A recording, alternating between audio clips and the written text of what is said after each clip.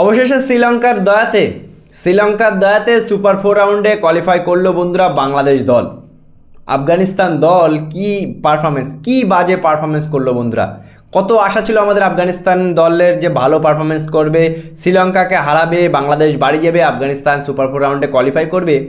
কিন্তু 169 রান বড্ড কম রান ছিল, কারণ শ্রীলঙ্কান ব্যাটসম্যানেরা যে ফর্মে আছে বা যেমন ক্রিকেট খেলছিল রানটা কিন্তু কম ছিল।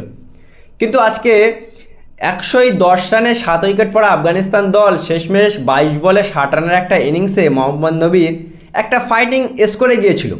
169 রান 170 রান টার্গেট ছিল। কিন্তু আফগানিস্তান দল যে এত বাজে পারফরমেন্স করবে, এই আফগানিস্তান দলকে কিন্তু আমরা এশিয়ার দ্বিতীয় শক্তিশালী দল হিসেবে ভারতের পরে স্থান রাখতাম। আমরা পুরোপুরি সাপোর্টে কিন্তু আফগানিস্তানের ছিলাম। কিন্তু বন্ধুরা সত্যি কথা বলতে এই এশিয়া কাপে আফগানিস্তান দল বাড়ি চলে গেল, বাদ পড়ে গেল। সুপার 4 রাউন্ডে তারা আর কোয়ালিফাই করতে পারবে না, বাংলাদেশ উঠে গেল ফাঁকের দানে। আর সত্যি এই আফগানিস্তান দল আমাদেরকে সত্যি হতাশ করেছে, কারণ এই আফগানিস্তান দল এমন টিম না, এরা অনেক ভালো টিম।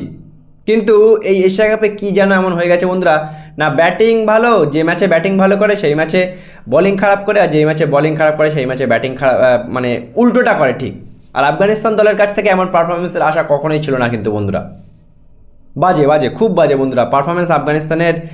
এতটা বাজে আফগানিস্তান টিম খেলবে একেবারে কখনো আশা করিনি বন্ধুরা। আর এবার তো হবে আসল খেলা।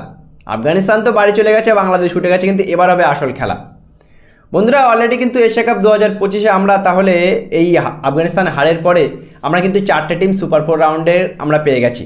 গ্রুপ এ থেকে ভারত এবং পাকিস্তান, আর গ্রুপ বি থেকে বাংলাদেশ এবং শ্রীলঙ্কা। এবার হবে আসল খেলা।